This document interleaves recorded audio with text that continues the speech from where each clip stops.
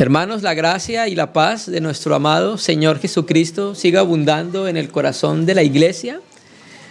El Señor ha sido bueno con nosotros porque nos ha dejado su palabra, la revelación de tu palabra a través de los apóstoles y a través de los profetas. En esta reunión vamos nuevamente a volver a acercarnos a la palabra del Señor, porque la palabra del Señor es la que nos da luz en muchos aspectos de nuestra vida cristiana, en muchos aspectos de nuestra vida familiar, matrimonial, de nuestra vida laboral, de nuestra vida sentimental. Entonces, es bueno que nosotros nos acerquemos a ver qué dice el Señor, qué nos aconseja y qué mandamiento nos da Él por medio de la palabra en relación con esos aspectos.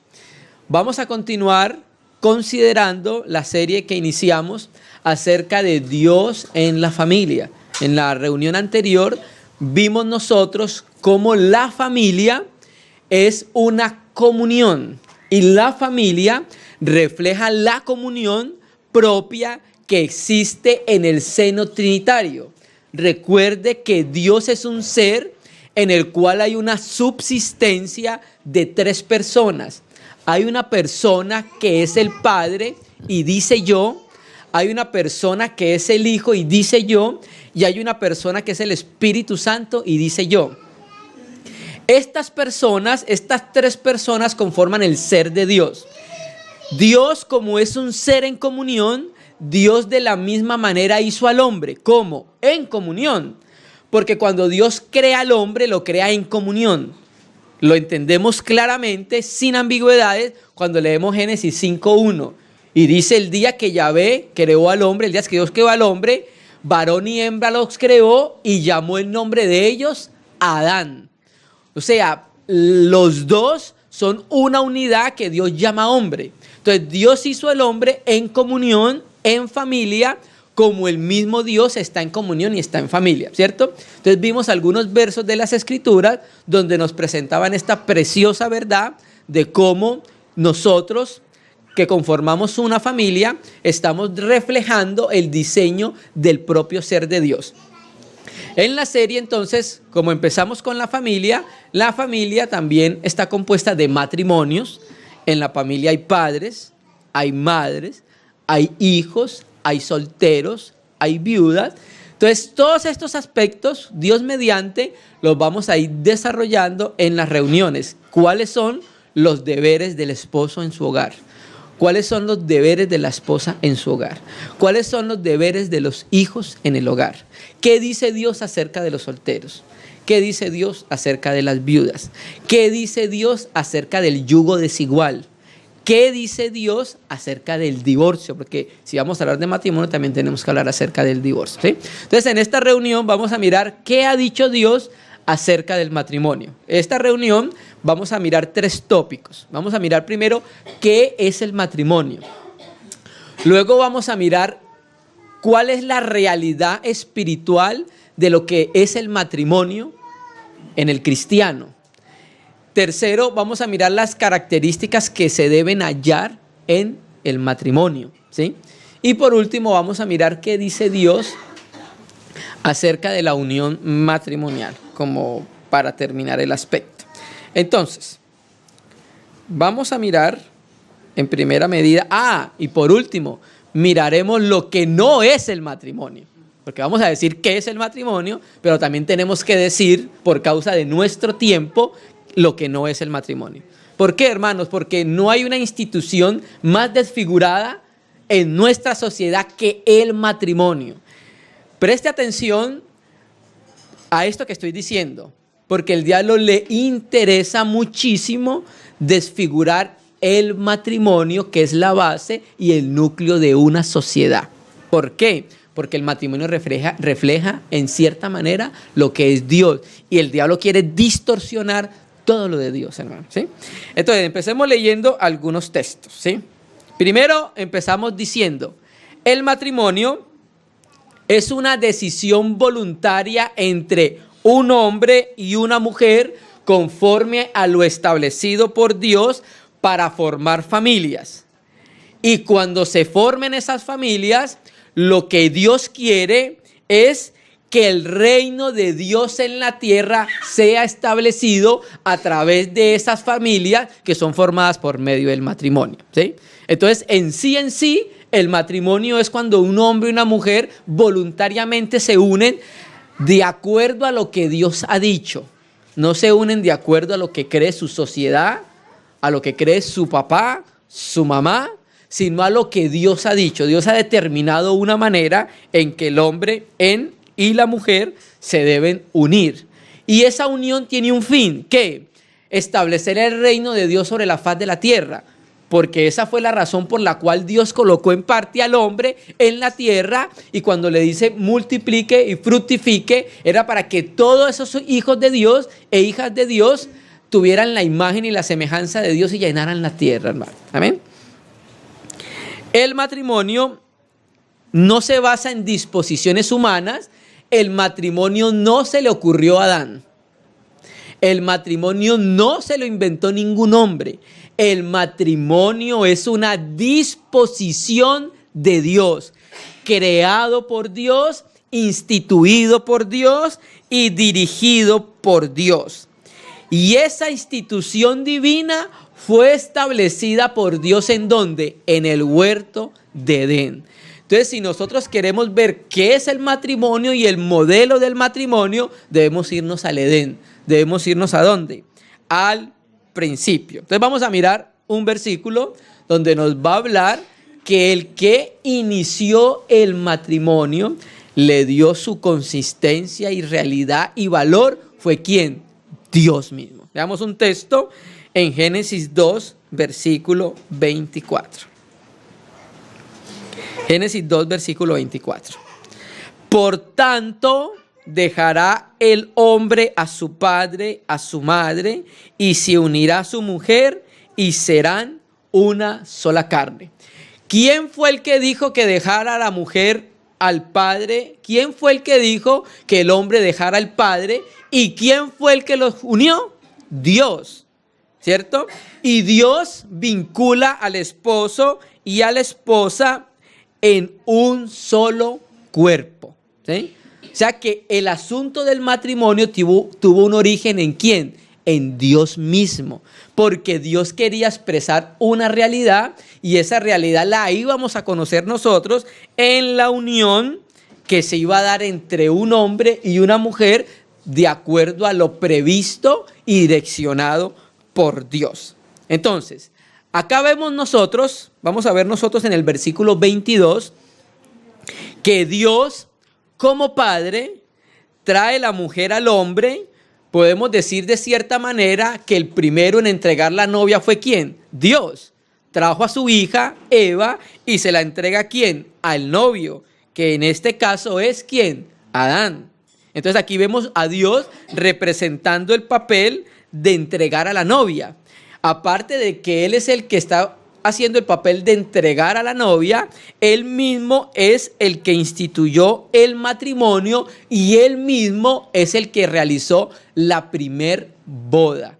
Porque cuando miramos la escritura, siempre el matrimonio se daba cuando el padre entregaba ¿a quién? A la hija. Y no solamente el padre, las autoridades civiles de su tiempo, hermanos, ¿sí? Entonces, cuando Dios trajo al hombre, a la mujer al hombre, los bendijo, y nosotros podemos ver que en esa primer pareja vemos nosotros entonces el resultado del primer matrimonio entre Adán y Eva. Por eso es muy importante que nosotros siempre nos vayamos al principio para conocer la voluntad de Dios en relación a la unión matrimonial. Recuerde, no fue ningún hombre que le trajo la mujer a Adán.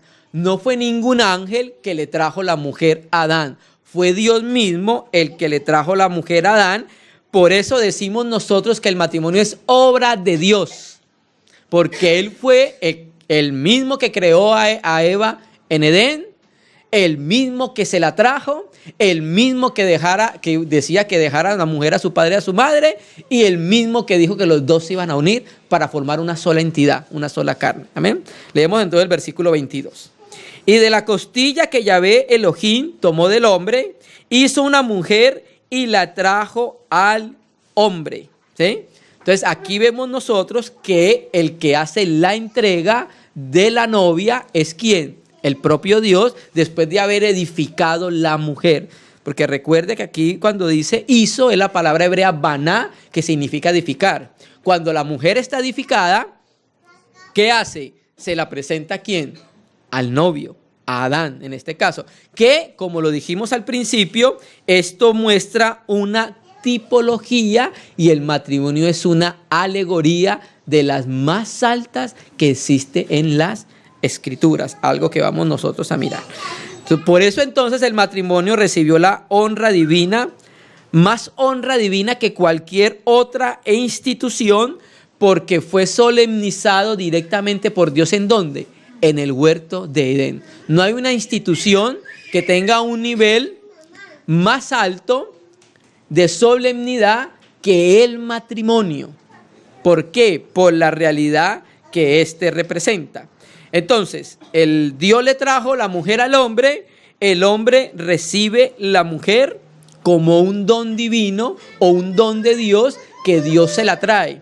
Y nosotros por la palabra vemos la dirección, los mandamientos que Dios le da al hombre al momento de recibir a su mujer.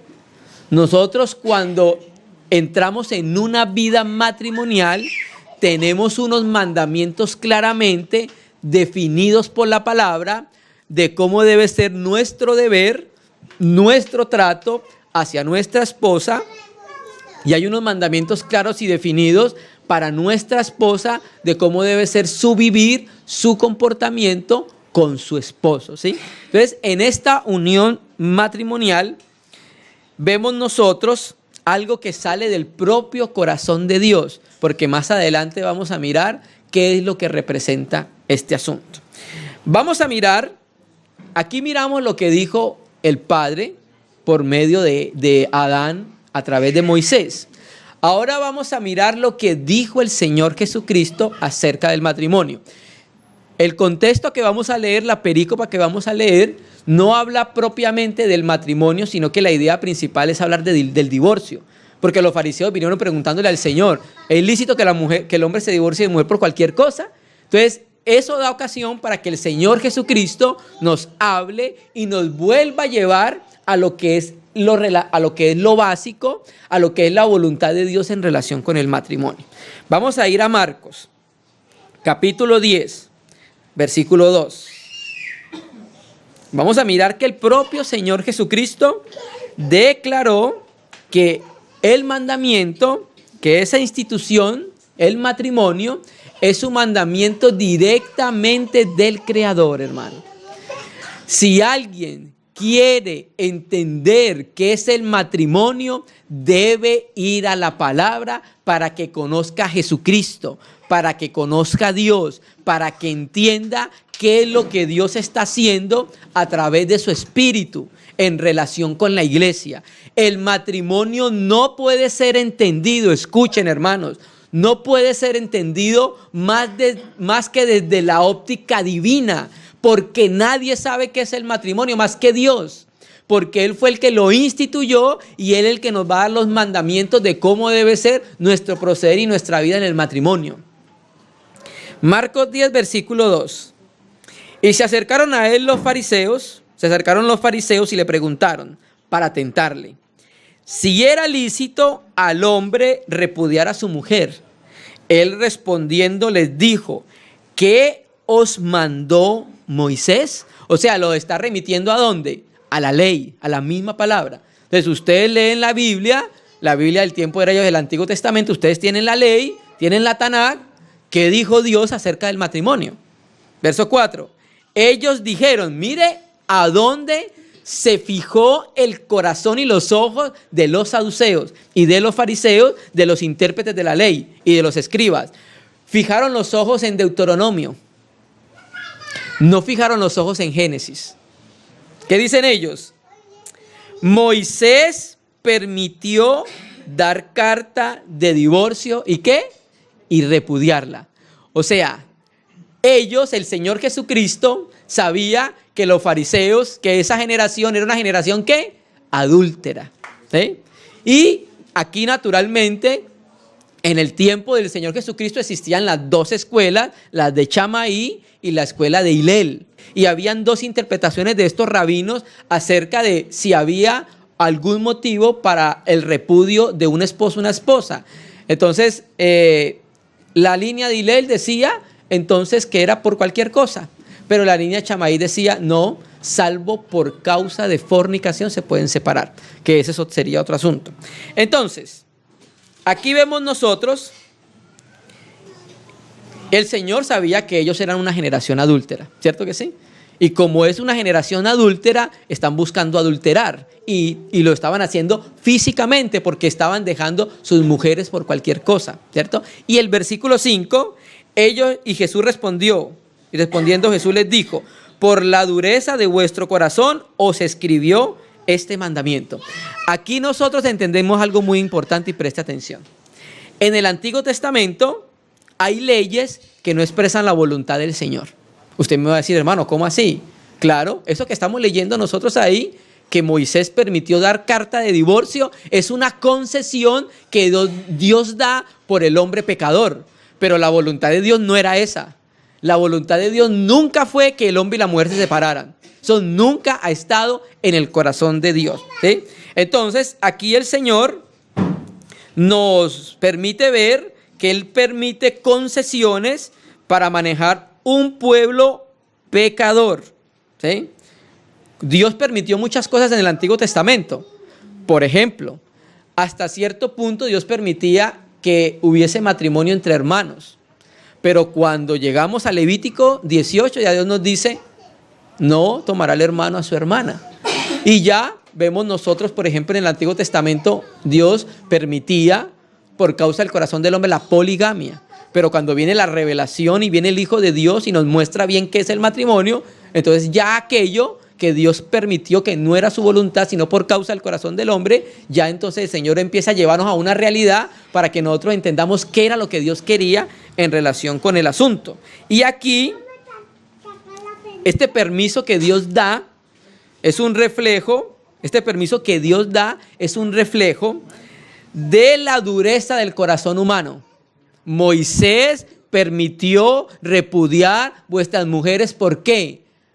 Por la dureza de vuestro corazón. Eso no estaba en el corazón de Dios. Entonces, ahí vemos nosotros en las leyes incluso concesiones que Dios deja con el hombre. Verso 6. Mire lo que no hicieron los fariseos. No se fueron al principio, donde vemos la voluntad expresa de Dios. Se fueron a ese Deuteronomio, donde había concesiones para que ellos abandonaran a sus mujeres y así cambiasen de esposa.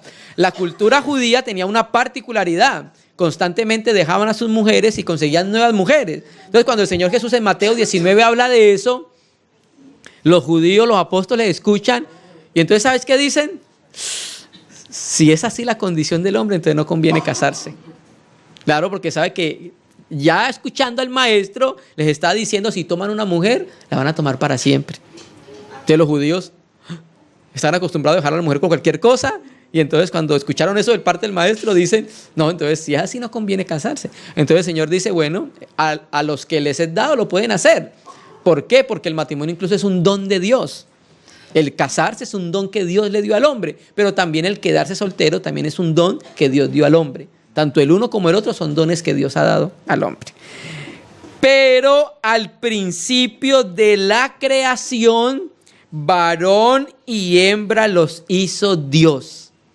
El Señor se va unos 4 libros más atrás de Deuteronomio y los lleva a ellos y nos lleva a nosotros, a la iglesia, a conocer cuál es la voluntad de Dios acerca del matrimonio. Pero al principio de la creación, varón y hembra los hizo Dios. Por esto dejará el hombre a su padre, a su madre, se unirá a su mujer y los dos serán una sola carne, ¿sí? Entonces el Señor nos lleva a Génesis 1:27, a Génesis 2:24 para mostrarnos cuál es la intención original de su voluntad en relación con el matrimonio. Pero, dice acá, les dice el Señor, al principio de la creación, ¿sí? Significa entonces que la voluntad de Dios está expresada en Génesis y no en Deuteronomio.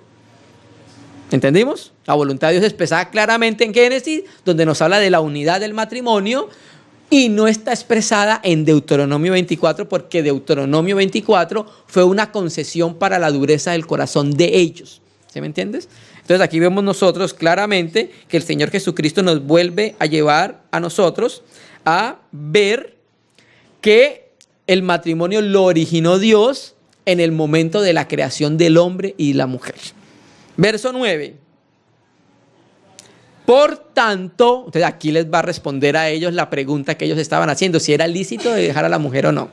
Y ahí vemos nosotros cómo el Señor mismo apela a la ley y nos muestra entonces la importancia y la realidad del matrimonio, de la unión del matrimonio.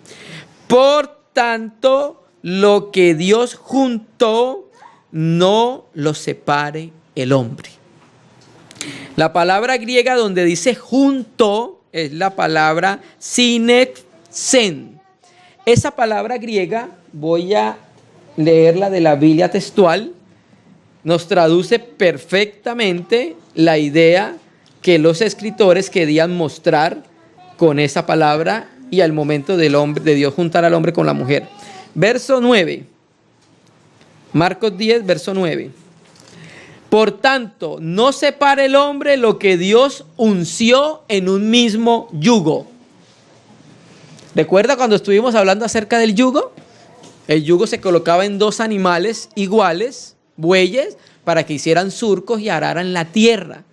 Entonces, aquí vemos nosotros cómo Dios junta dos personas y le pone un mismo yugo.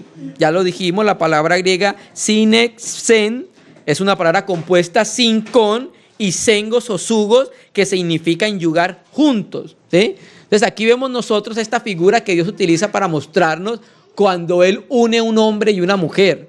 Ustedes saben que el yugo se coloca en los animales y el animal no tiene libertad para ir donde quiera.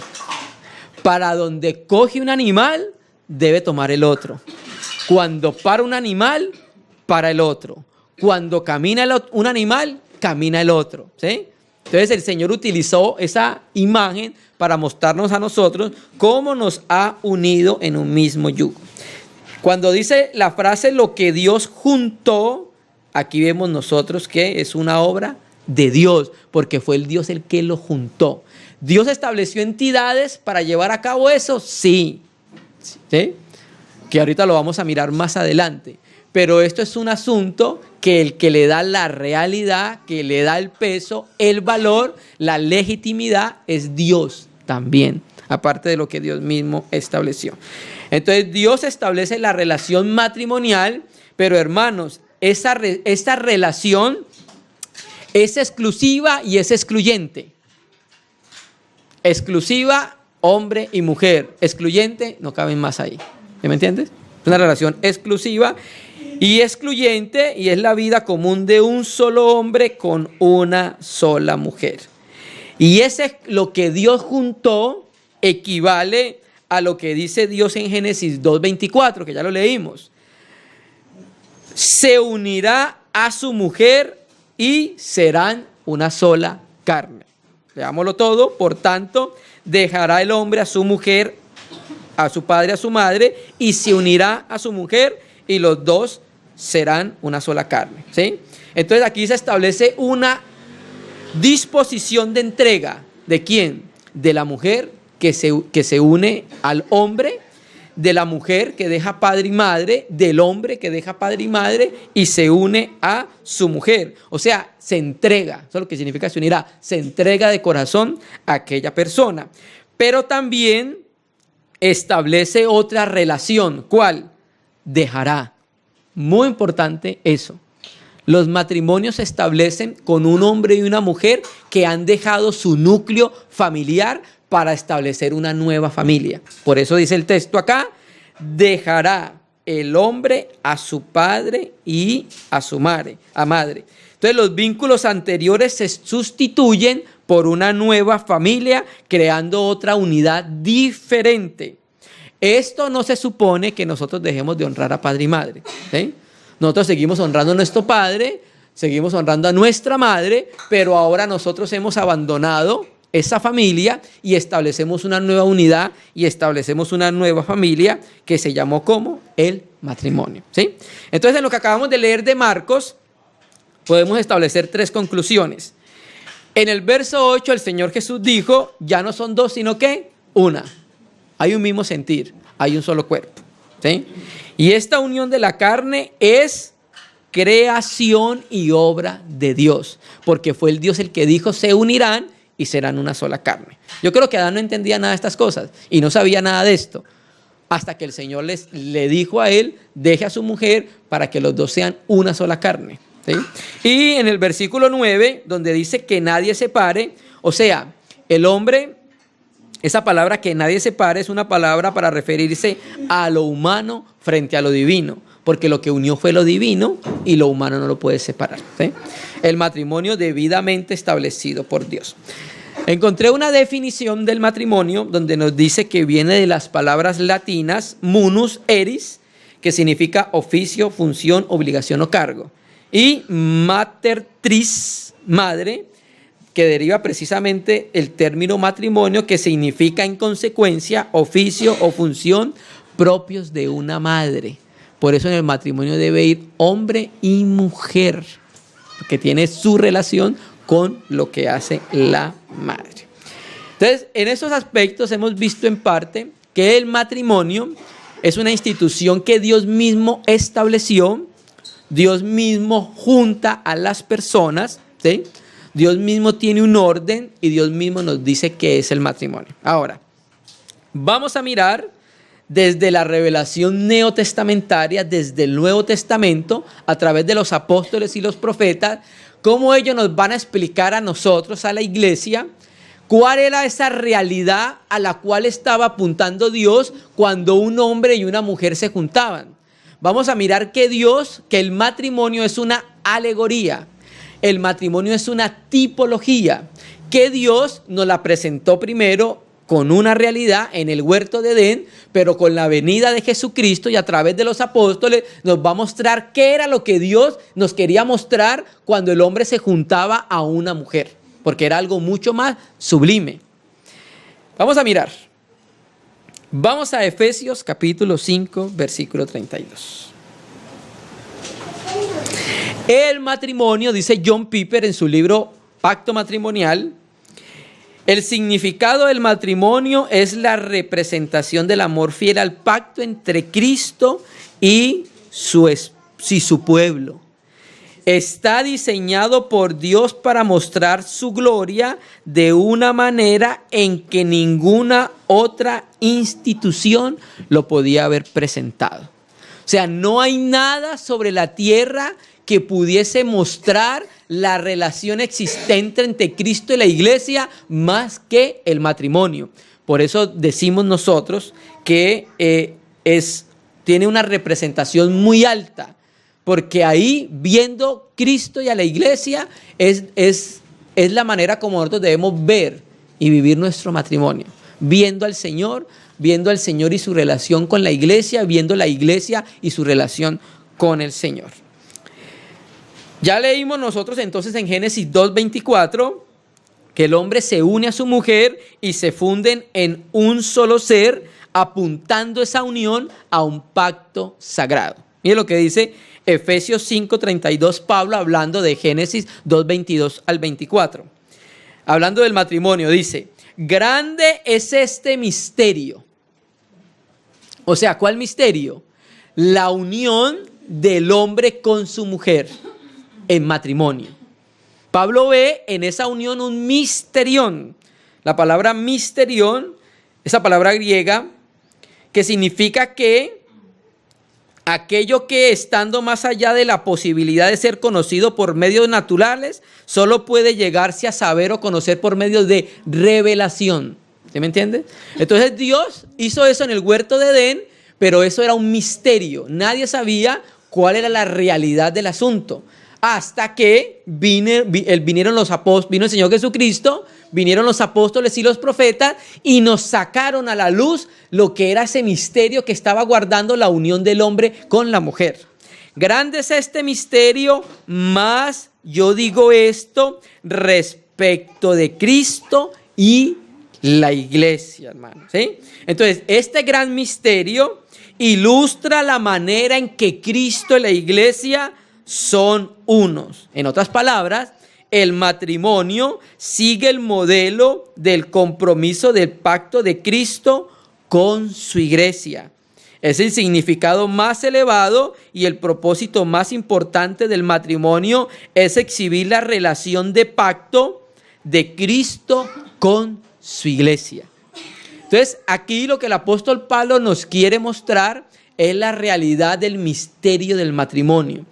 Que Adán en ese momento estaba representando a alguien, a Jesucristo. Y que Eva estaba representando a alguien, ¿a quién? A la iglesia. Y que cuando se la trajo a Adán, Dios le trajo a Adán a Eva, dice, y le hizo una mujer. Y después de hacerla se la trae. Y ese hacer, baná, significa edificar. O sea que cuando se la edifica, se la trae para que se casen. Precisamente Dios estaba apuntando a la iglesia y a Cristo. Aspecto que tendrá su pleno cumplimiento, ¿en dónde? En la Nueva Jerusalén. ¿Sí me entiende? Entonces mire ese misterio que estaba escondido desde siglos y edades. Y fue dada a conocer por medio de los apóstoles y por medio de los profetas. Entonces vamos a mirar este misterio que el apóstol Pablo nos habla acá. Vamos a Efesios 5, vamos a leer 23, 24 y 25. Pero quiero centrarme en estas palabras que John Piper en su libro también se centra. Efesios 5, 23, 24 y 25. Entonces, la palabra del 5:23 es como Cristo. ¿Sí la ven? Porque el marido es cabeza de la mujer, así como Cristo es cabeza de la iglesia. En el 24 dice, así que como la iglesia, y esta es la palabra que me quiero centrar, como la iglesia está sujeta a Cristo, así también las casadas lo estén a sus maridos. 25. Maridos, amad a vuestras mujeres, así como Cristo amó a la iglesia. ¿Sí? Entonces, quiero centrarnos, que nos centremos en estas tres palabras. Como Cristo, como la iglesia, así como Cristo. Mira lo que dice John Piper. Como Cristo, así como la iglesia, tal como Cristo. El significado último del matrimonio no está en el matrimonio mismo. ¿Sí entendemos? Aunque es una representación clara, la importancia y su significado primario no está en el matrimonio mismo, está en lo que el matrimonio representa. No está en el esposo, ni en la esposa, ni en los hijos. El significado último de matrimonio está en como Cristo, así como la iglesia y tal como Cristo.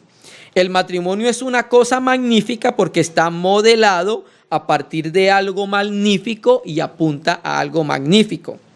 Y el amor que vincula a este hombre y a la mujer en matrimonio es un amor magnífico porque retrata algo magnífico. ¿Cómo? Tal como Cristo amó a la iglesia. Y así como la iglesia se somete a Cristo. La grandeza del matrimonio no está en sí mismo. La grandeza del matrimonio está en que exhibe algo inefable, grande, a saber, como Cristo y la iglesia. Entonces, en esa unión de un hombre y una mujer, nosotros estamos presentando de una manera no tan clara, pero tratamos de presentarlo por el Espíritu, como Cristo amó a la iglesia. Y en los varones y en las varonas, como la iglesia está sometida ¿a quién? A su Señor. Dios quería representar esas realidades con el matrimonio, algo que solo se entiende desde la aparición de Jesucristo y la revelación de los apóstoles. Primera de Corintios 6:17. Esto nos va a aclarar mucho más esta unidad matrimonial.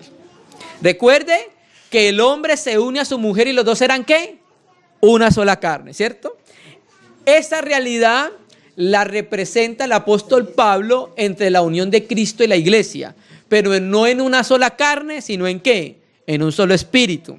Primera de Corintios 6:17.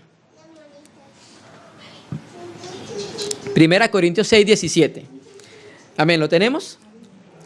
Pero el que se une al Señor, un espíritu es con él, ¿cierto? El manuscrito griego más antiguo dice un espíritu es. Entonces, serán una sola carne equivale a un solo espíritu. ¿Sí lo vemos? El hombre y la mujer se unen y son una sola carne. Cristo y la iglesia se unen y son ¿qué? Un solo espíritu. O sea que Dios primero mostraba de una manera figurativa, con la unión del hombre y la mujer en una sola carne, la posterior realidad que era la unión de Cristo y la iglesia ¿en qué? En un solo espíritu. Pero el que se une al Señor, un espíritu es ¿qué? Con él, ¿cierto? Esencialmente el matrimonio es una representación de carne y hueso de cómo Cristo, representado por el esposo, ama a la iglesia y cómo la iglesia, representado por la esposa, está dedicada a Cristo. Aunque el matrimonio es temporal, la unión de Cristo y la iglesia es eterna. ¿Sí me entiende? Entonces acá nosotros tenemos el deber de representar esa unión. Por eso entonces, más adelante vamos a llegar a los deberes del esposo y a los deberes de la esposa en esa unión matrimonial que representa cómo la esposa es con Cristo y cómo Cristo es con la iglesia, hermano. Amén. Entonces vuelve a decir el 5:32. Grande es este misterio, mas yo digo respecto de Cristo y de la iglesia.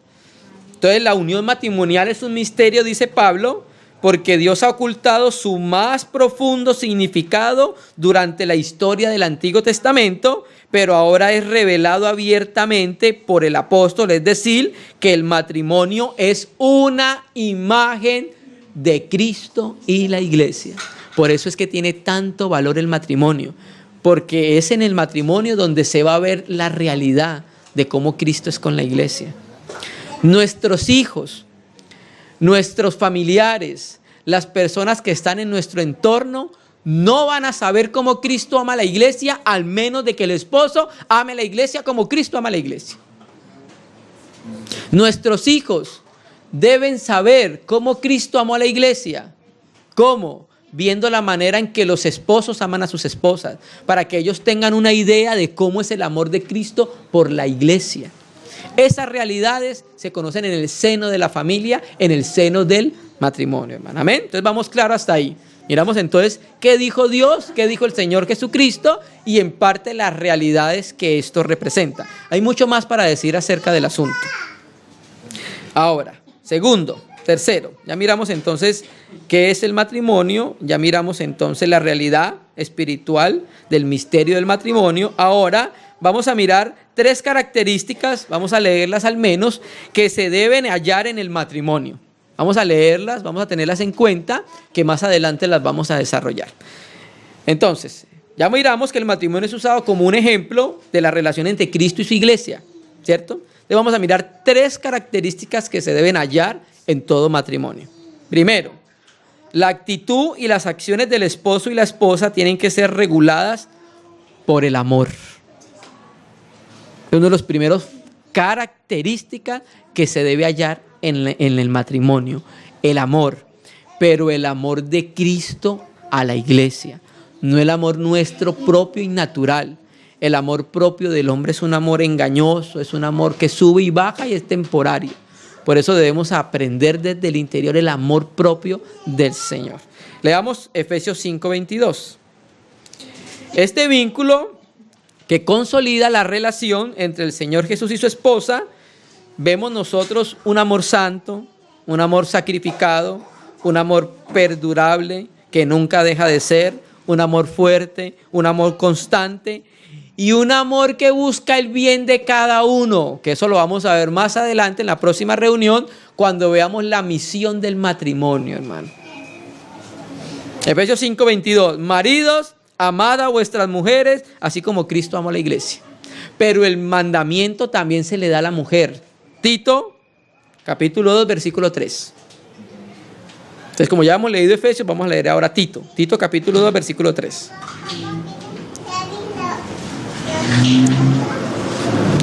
Tito, capítulo 2, versículo 3. Amén, ¿lo tenemos? Las ancianas asimismo sean reverentes en su porte, no calumniadoras, no esclavas del vino, maestras del bien, que enseñen a las mujeres jóvenes a amar a sus maridos y a sus hijos. ¿Sí? Entonces, una de las características que debe tener el amor es que el matrimonio es que las acciones están reguladas por el amor que se le debe del hombre a la mujer, sacrificial, y el amor que se le debe de la esposa al hombre, un amor en respeto. ¿Sí? Otra característica que debe tener el matrimonio, el liderazgo del esposo. La cabeza del hogar y del matrimonio es el varón.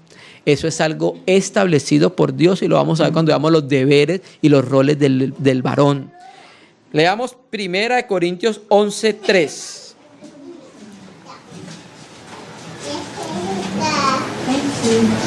Primera de Corintios 11, versículo 3. Y quiero leer la parte donde dice así: el varón es cabeza de la mujer. Y Efesios 5:23, porque el marido es cabeza de la mujer, así como Cristo es cabeza de la iglesia.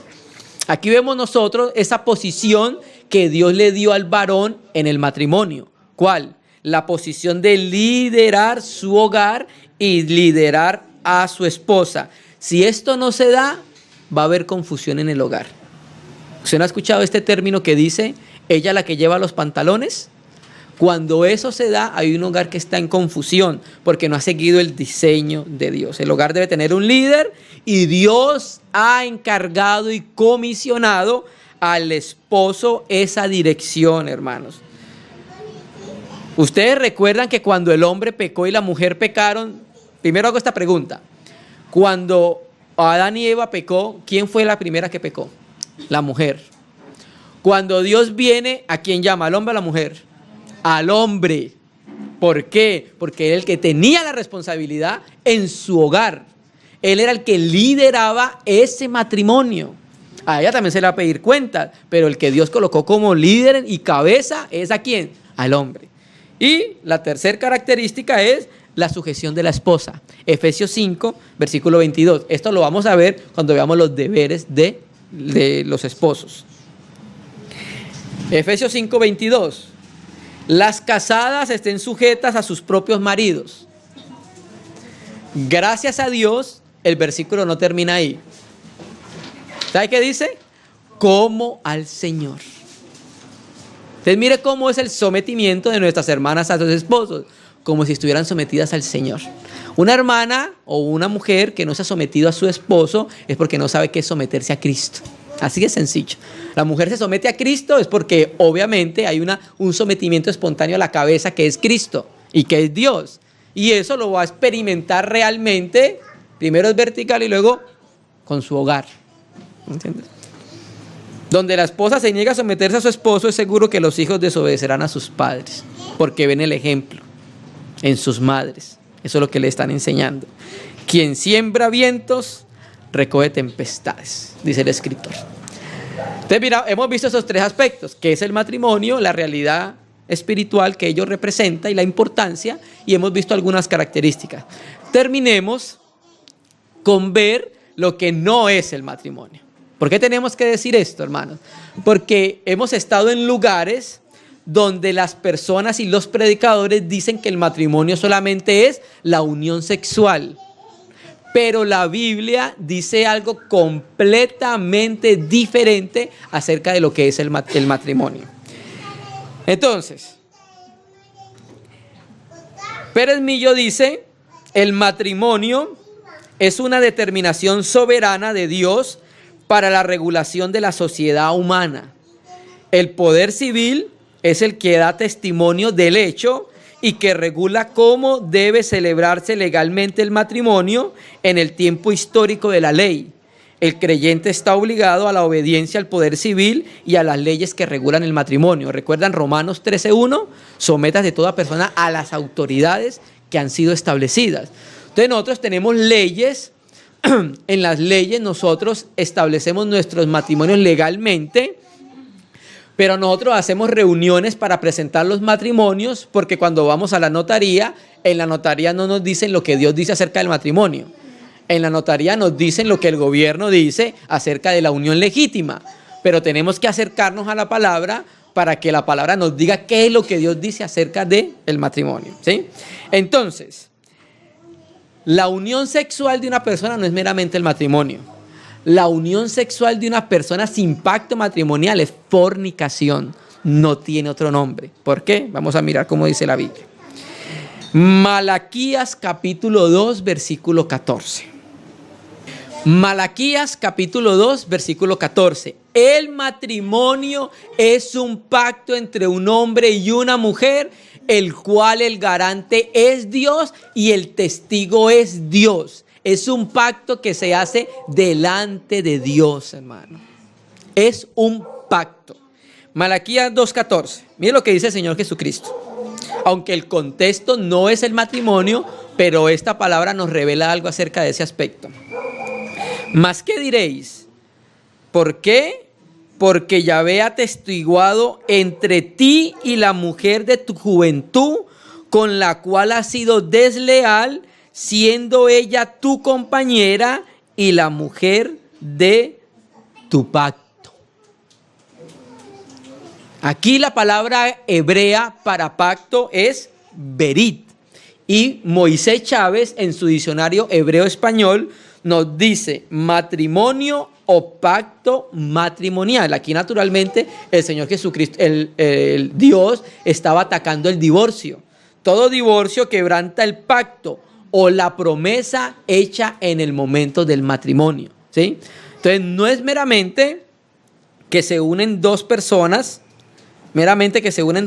sin pacto. Debe haber un pacto matrimonial.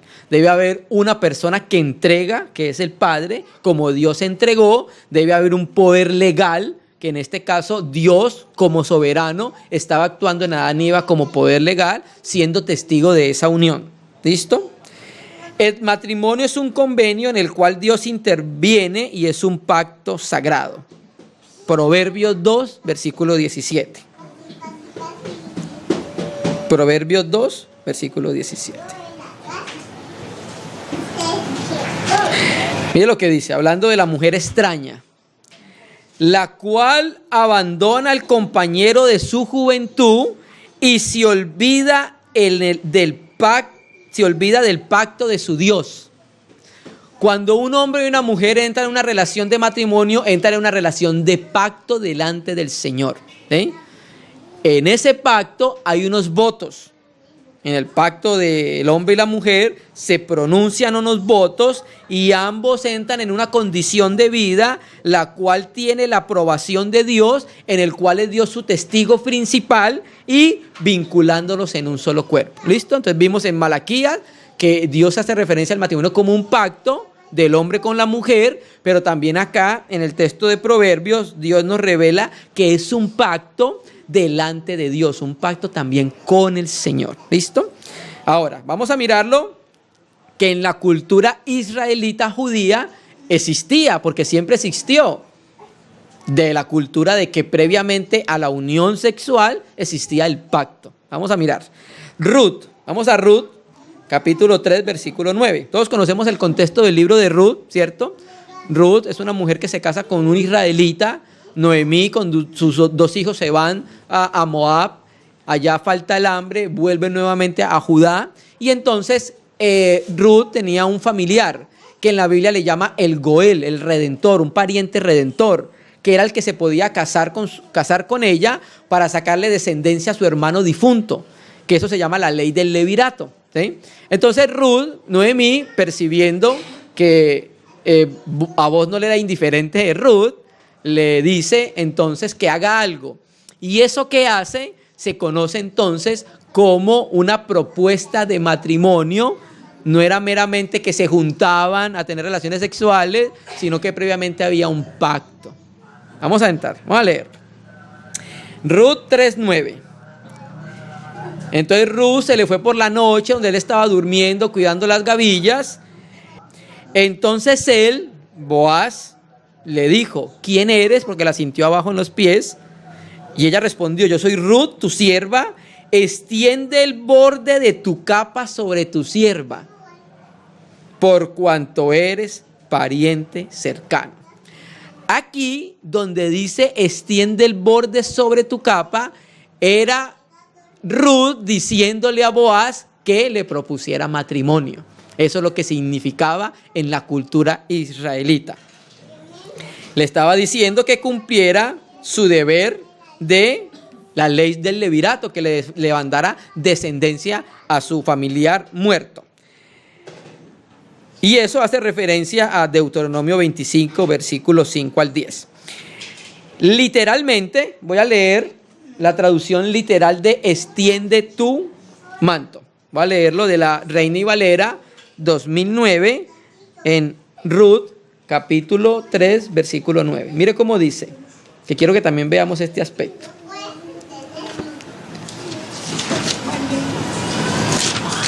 Ruth 3:9 de Reina y Valera 2009. Mire cómo dice. Entonces él le preguntó, ¿quién eres tú? Y ella respondió, yo soy Ruth, tu sierva. Extiende tus alas sobre tu sierva, porque tú eres pariente redentor. Literalmente el hebreo dice, extiende tus alas. El comentario bíblico de Tesoro del Conocimiento Bíblico dice, el emblema de la protección y una metáfora tomada de las crías de ave de corral, que corre bajo las alas de su madre de aves de presa. Incluso hasta el día de hoy, cuando un judío se casa con una mujer, arroja las faldas de su talí, de su manto, sobre ella para indicar que la ha tomado bajo su protección. Esta manera de hablar la encontramos también por el mismo Dios en Ezequiel 18, versículo 6. Vamos a mirarlo. Ezequiel 18, versículo 6. Y también lo voy a volver a leer entonces de Reina y Valera 2009. Ezequiel 16, versículo 8. Mire lo que dice Dios hablando acerca del pacto matrimonial. Ezequiel 16, versículo 8. Y yo pasé otra vez junto a ti y te miré, y he aquí que tu tiempo era tiempo de amores. Antes no podía porque no era momento, todavía no estaba preparada para casarse, para amar. Y extendí mi manto sobre ti, cubrí tu desnudez y te di juramento, y presta atención a la palabra, y entré en pacto contigo, dice Yahvé Adonai, y fuiste mía. Nuevamente, la Biblia Reina y Valera 2006 dice, el versículo 8, pasé junto a ti y te miré, y he aquí que estabas en tiempo de amar. Entonces extendí mis alas y cubrí tu desnudez. ¿Sí? Entonces no es meramente que vamos a juntarnos sin haber previamente un pacto donde hay unos votos, donde entramos en un pacto delante del Señor. Amén. Entonces el matrimonio no es una relación sexual solamente, porque hemos conocido personas que lo predican. Y las personas que dicen esto, toma como ejemplo a Isaac y a Rebeca cuando llega a su tienda. Vamos a leerlo. Génesis 24, versículo 67. Estas personas dicen que no necesitan entrarse en un pacto matrimonial ni hacer votos porque Isaac metió a Rebeca en su tienda y estuvo con ella y ahí fue su esposa. Te vamos a leer. Génesis 24, 67. Y la trajo Isaac a su tienda, a la tienda de su madre, Sara, y tomó a Rebeca por mujer y la amó. Y se consoló Isaac después de la muerte de su madre. Las personas que dicen esto, primero, no conocen el contexto histórico del tiempo en que vivía Abraham, no conocen lo que dicen las escrituras ni la cultura judía en su momento en relación con el matrimonio. Resulta y pasa, el contexto es este. Abraham quiere buscarle esposa a Isaac, no quiere yugo desigual. ¿Qué hace? Habla con su siervo Eliezer, que iba a ser su heredero, le da comisión, orden de que vaya y busque esposa para su hijo y le da ciertas características, ¿sí? Entonces, aquí el padre es el que planea el matrimonio de Isaac. Comisiona, va una persona delegada de parte de la autoridad de Abraham, hasta que conocemos nosotros que Eliezer llega a cerca donde Rebeca, y vemos nosotros que habla primeramente con el papá y con el hermano. Entonces aquí estamos viendo esa figura. El padre organizando el matrimonio, Abraham haciendo de figura legal porque era el patriarca y los padres de Rebeca eran los patriarcas, eran los que tenían el poder legal en las tribus. ¿Sí me entiendes? O sea, eso no es un asunto que venga y ya, no. Eso fue un asunto organizado, eso fue un asunto comisionado, eso fue un asunto hablado. Entonces, cuando Eliezer va y habla con los papás de Rebeca, ellos consienten en que puede tomarla en matrimonio, luego se le pregunta a ella que si quiere y ella dice que sí. Entonces, cuando ya prácticamente el matrimonio estaba arreglado, cuando llega Isaac y la toma es porque ya era su esposa. Porque previamente se había dado incluso una dote. Abraham había enviado el pago de la dote por la esposa para su hijo. No es a la topa tolondra. Eso tenía su regulación. Entonces las personas que dicen eso leen solo ese versículo y ya. Pero ignorando el contexto histórico, ignorando lo que dicen las escrituras, que te tenía que dar un dote por la mujer con la que uno se quería casar. E incluso hay culturas en nuestro país indígenas que todavía se pagan dotes por las esposas. ¿Sí me entiendes? Entonces cuando Eliezer la lleva, ella ya estaba ¿qué? Casada, ¿cierto? Y la autoridad civil de la época y los patriarcas eran las cabezas de la familia, en este caso el papá de Rebeca y en este caso el papá de Isaac. Entonces, cuando él la va a tomar, él ya prácticamente es su esposa, hermano. ¿Sí me entiendes? La relación sexual fuera del matrimonio es tomada como pecado y a la mujer se le debía pagar un dote. Leámoslo en Éxodo 22, 16. Éxodo 22, 16. Mire cómo dice. Esto tira por suelo la propuesta de aquellas personas que dicen que la sola relación sexual es matrimonio. Éxodo 22, 16. Si alguno engañare a una doncella que no fuere desposada y durmiere con ella, deberá dotarla y tomarla por mujer. Cuando dice deberá dotarla es que deberá pagar el dote por ella y la tiene que hacer esposa. ¿Sí? ¿Qué está diciendo? Que tuvo una relación sexual con ella antes del pacto matrimonial, antes de pagar el dote. Entonces aquí dice, debe dotarla por haberse acostado con ella y debe hacerla su mujer. Ahora sí tiene que entrar en un pacto formal, que ya ahorita lo vamos a ver más adelante. ¿Listo? Entonces, antes de la relación sexual, siempre había una ceremonia, siempre había un pacto, siempre había un banquete, ¿cierto? Que eran organizados por los padres. Vamos a mirarlo en Génesis 29, 22.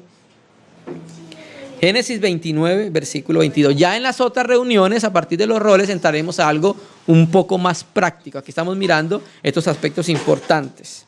Génesis 22, 29. Entonces aquí el contexto es Jacob. Génesis 29, 22.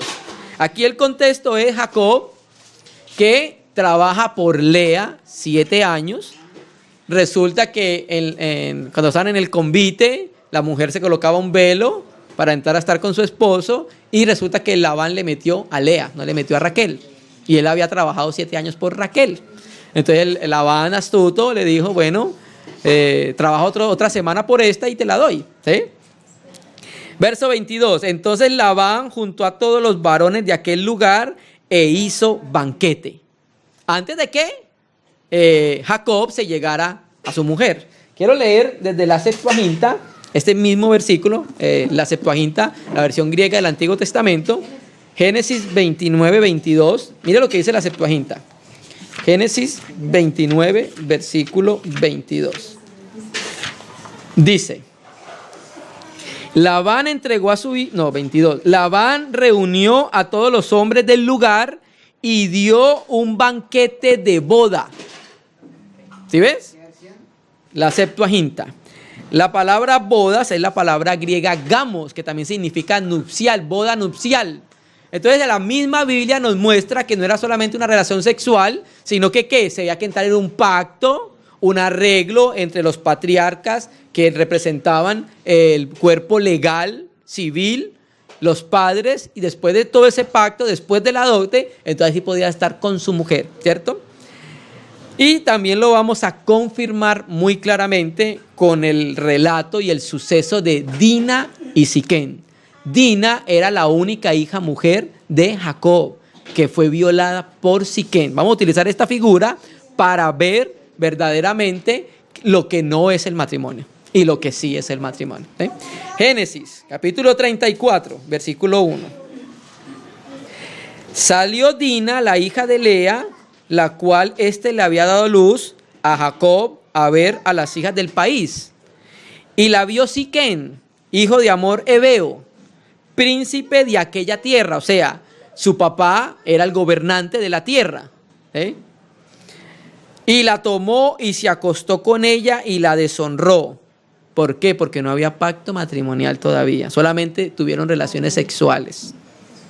Pero su alma se apegó a Dina, la hija de Lea, y se enamoró de la joven. Y habló al corazón de ella.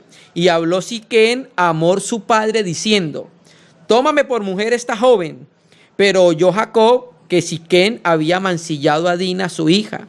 Y estando sus hijos con su ganado en el campo, cayó Jacob hasta que ellos viniesen, sus hijos. 6. Y se dirigió Hamor, padre de Siquén, a Jacob para hablar con él. ¿Sí ves? La autoridad legal de Dina era Jacob, la autoridad legal de Siquén era Hamor, eran los patriarcas, se fueron ellos a hablar. ¿Qué fue? Y los hijos de Jacob vinieron del campo cuando lo supieron, se entristecieron los varones y se enojaron mucho porque hizo vileza en Israel acostándose con la hija de Jacob, lo que no se debía haber hecho. Y Hamor habló con ellos diciendo: el alma de mi hijo Siquén se ha pegado a vuestra hija, os ruego que la deis por mujer. Si la relación sexual era el matrimonio, ¿por qué entonces pide que se la dé por mujer? ¿Sí? Y emparentad con nosotros y dadnos vuestras hijas y tomad vosotros las nuestras. Versículo 12. Aumentad a cargo mío mucha dote y dones, y yo daré cuanto me dijeres, y dadme la joven por mujer. ¿Sí ves? El pago de la dote. ¿Se me entiende? Entonces conocemos nosotros la historia, creo que es Simeón y Leví, los circuncidan que para entrar en el pacto y luego los matan. ¿Sí? Entonces, pero aquí lo que queríamos mostrar nosotros es que la relación sexual sin pacto, sin compromiso, no es matrimonio, es fornicación. No tiene otro nombre, hermano. ¿Sí? Entonces vimos lo que es el matrimonio en parte, la realidad espiritual que tiene el matrimonio, las características, 3 características que deben haber en un matrimonio y lo que no es el matrimonio. ¿Sí me entiendes? Cuando una persona se une delante de Dios como Dios dispone, tiene la bendición del Señor, hermano. Porque está haciéndolo de la manera que Dios mismo lo estableció. Es Dios el que junta, es Dios el que unce en un mismo yugo.